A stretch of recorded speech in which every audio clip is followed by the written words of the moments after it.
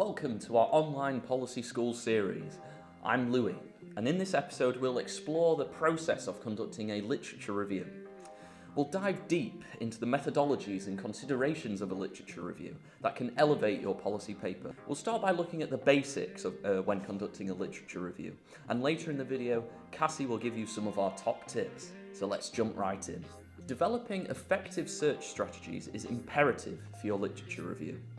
Search databases, library catalogues, and search engines armed with specific and targeted search terms. By exploring academic articles, books, reports, and policy documents, you can gather a wealth of knowledge essential for your research.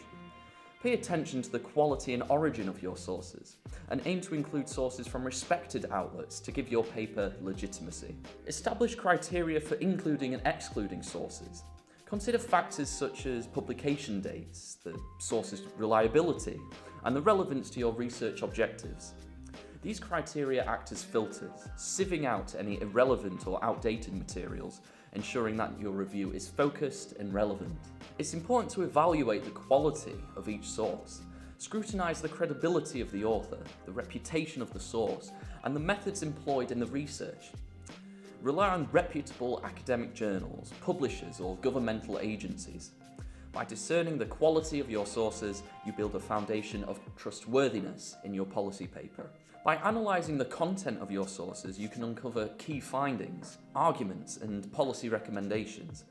Compare and contrast different sources to identify common threads and divergent viewpoints.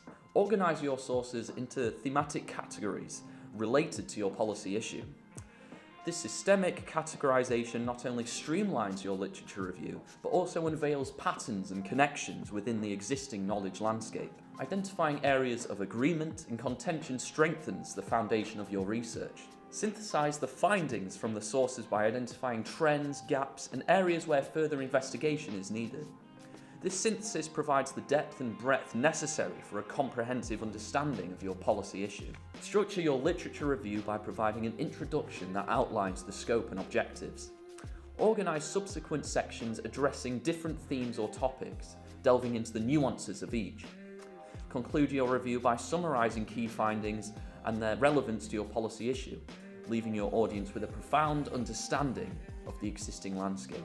A thorough literature review is essential for your policy paper. A well-structured and well-cited one doesn't just enhance the credibility of your policy paper, it guides policy directions in the future. Next up, we'll have some top tips to make sure that your literature review is in-depth.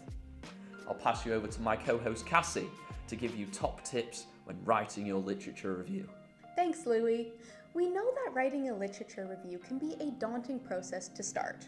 Reading vast amounts of literature on the same topic can get confusing and overwhelming, so here are some tips to help you break this down.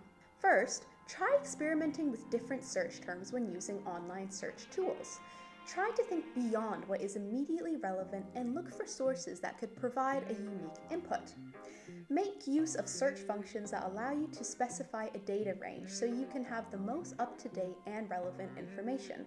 Always keep an accurate record of all the sources that you use for your bibliography. Doing this as you build up your literature review will save you a lot of time in the long run. Make use of the bibliography in the journal articles or textbooks that you are reading, as this can help you to increase the breadth of your literature review. Often the best and easiest way to find new sources is by seeing what other experts are reading to enhance their own work. Use a reading summary sheet or electronic document to capture the key information and the argument from your sources. Make space to add your own evaluation of both of these. This will enable you to get a quick glance of a source before deciding if you want to use it or not. And finally, create a logical structure for your literature review and the way you have approached it. This structure could be chronological or thematic, or another form more suitable for your investigation. Moving randomly through text will leave you confused and without a clear aim. And there you have it, our exploration of the intricate world of literature reviews. Make sure to subscribe and hit that like button, and join us next time where we discuss how to visualize your data and how to set out your argument.